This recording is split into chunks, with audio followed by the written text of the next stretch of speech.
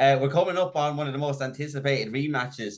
There is really usually isn't in amateur MMA, but because the first fight was so good, everyone's looking forward to this fight. First fight with Shea Cleland is my fight of the year. It's fight week. I appreciate you coming and taking your time. How are you feeling, and how are you feeling about running this fight back? Feeling good. Feeling very confident. There's been a lot put in behind the scenes and a lot of work's been done on the build up to this fight. I feel like with the improvements I've made and the adjustments that have been made, but I feel like it could be a completely different fight. Yeah, and like that, I was talking to Shay as well, and that's what he said. He said he hasn't let up on the training because he knows you haven't let up on the training. And Exactly. Like he said it we're like both young. if he took it for granted, like whoever takes it for granted, but is which is this what I like about you two? There's respect. There's no shit talk. There's no social media presence. It's just two of the young best amateurs in the country, just going at it. Is that how you want to approach every fight? Just put your head down because there never seems to be shit talking from you or bravado. It just seems to be you get your work done, you go and respect your opponent after. Listen, I understand. Like you kind of have to shit talk sometimes to like build hype around the fight, but I believe like just let your skills do the talking. Like after our first fight, that's already built up all the hype for us here fight. Just because of our first fight, we don't need to talk shit. We're both young. We're both fucking from Ireland. And we're both on the same route. We both want to be UFC world champions. So unfortunately, at the amateur game, we're going to have to fight each other. It But has to happen on the amateur scene. But do you not think it's better that you and Shay, like that, two of the top flyweights in the country, meet here? Did you feel? Obviously, you said you've made adjustments and improvements. Do you feel like you learn much from the fight, and you think? I think amateurs your level should be fighting each other at amateur before going pro. 100%, like every fight, you always take away stuff from every single fight, like stuff you done well, stuff you need to improve on, stuff you need to fix. But uh, it is a good matchup, and I'm excited to get back in again. And you never know, we could face each other in pro one day. You never know. Like I can't predict the future. Like anything can happen. Yeah, no, it could you could face each other in pro. I'd like to see that if that's going to be anywhere in the UFC on the big stage, and I think you both have the tools to do it. And what you make of obviously your division at the minute, the flyweight division, I think it's the most stacked division, but a lot of them seem to be on your team. Between almost Oliver, Yeah, Kieran Coogan, yourself, there's Kieran Heaney, there's so many, but there is others. What you make of the division, but and other than Shay, are you still finding it hard to get matchups, or have you just been concentrating on Shay? um, I'm not looking past Shea at the minute, so the focus is go in and do the job on Saturday night and fight Shea. But before all, I was kind of struggling to get matchups. I'm not sure what it's going to be like after this. Obviously, if I can get as much experience as I can get, I'm happy because I'm only 19. I have no rush to do anything. I'm just here to get experience because I want to fight the best I can at amateur. Because what's the point in padding your record at amateur? Taking all these fights to be like, oh fuck, I'm a 10-0 amateur fighter. Who gives a fuck? Do you know what I mean? Like when you like what's Paul Hughes' amateur record? A lot of people don't know. No one exactly what's Conor McGregor's amateur record. It literally doesn't matter. I could be fucking one win and four losses, turn professional, go 10-0. Amateurs like just getting ready for the program. You're building yourself. You're getting all experiences. You're working on things, and that's why I believe you should be taking the toughest fights possible because no one cares if you lose. Don't get me wrong. We all want to win, but who gives a fuck if you lose at amateur? Yeah, because there's only like you named out a couple of people, and I couldn't name their amateur records. If someone said to me your record now or Shay's record now, I'd probably know it. But when she turned pro, not that I'll forget it, but it's not going to be top of the mind. It's not going to be what Yeah, people are looking at.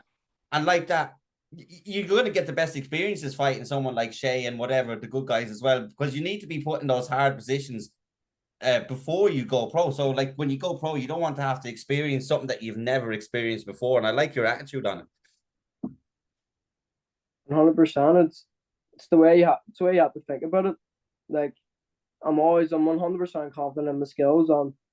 I do respect Shea as a opponent because obviously he's game, but I do believe with all the way adjustments that I've made for this camp with Adam and with Pat and Shando, I just feel like it will give me an edge to get the win on Saturday.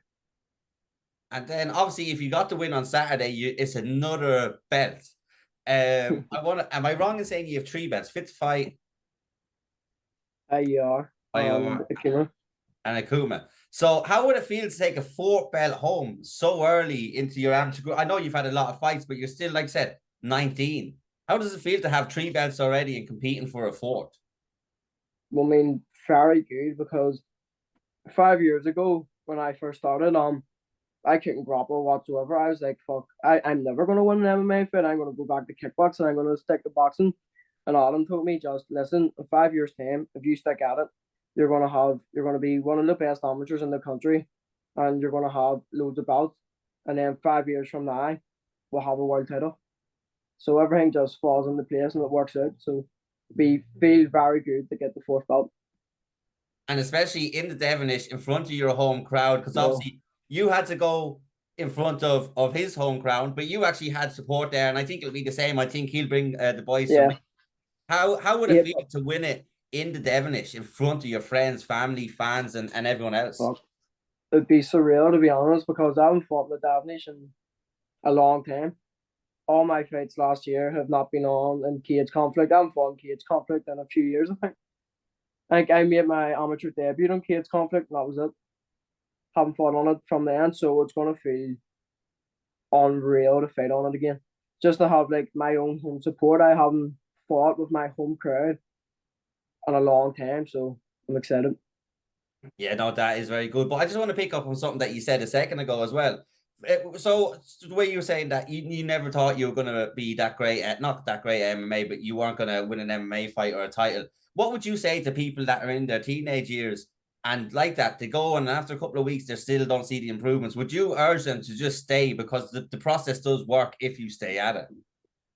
Or sometimes you don't notice yourself improving. Like you'll be going at it. I just say stick at it, train hard, and you will get better. It's impossible not to get better if you just stick at it and you train hard for it. If you bluff your way through it, then people are going to see it.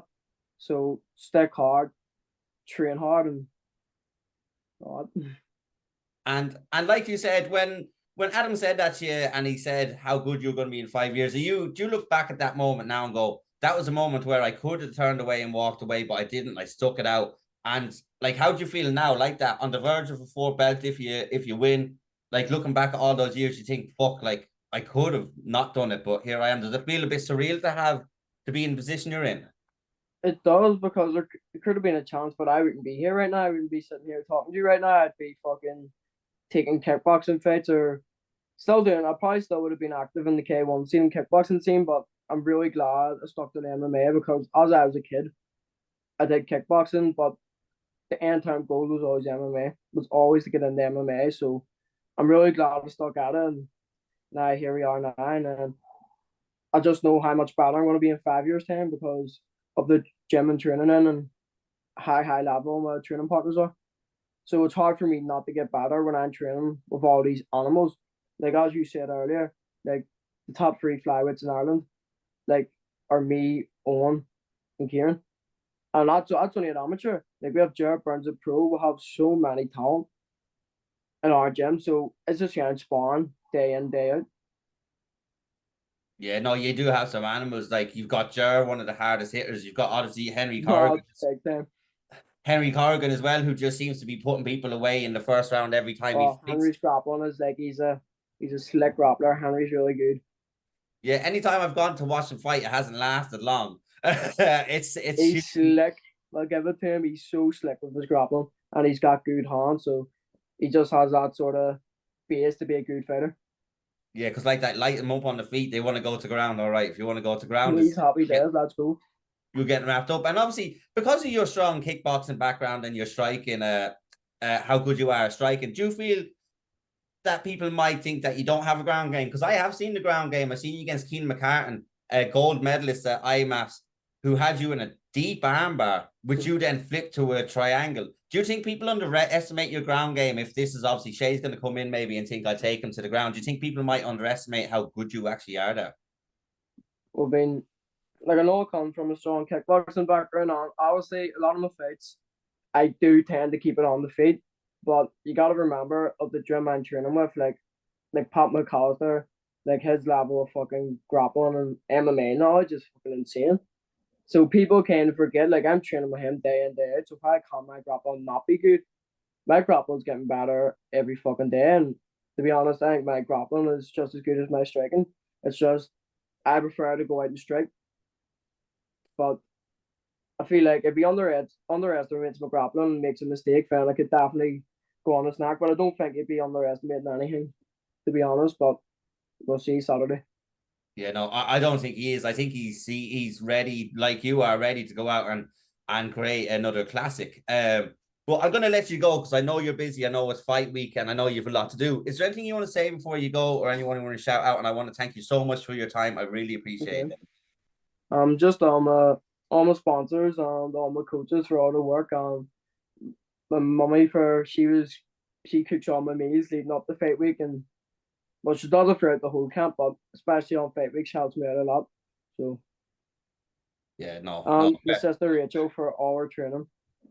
Yeah, Rachel's a quiet one. I want to get her on at some stage to have a chat, but Fuck, best of luck with that. I've tried. I think you've tried to help me out as well with that one. But look, it is what it is. Well, I can't wait to see this fight. The first one stands as my fight of the year, and there's very few times that I think the rematch can top it. But I think this rematch could top it.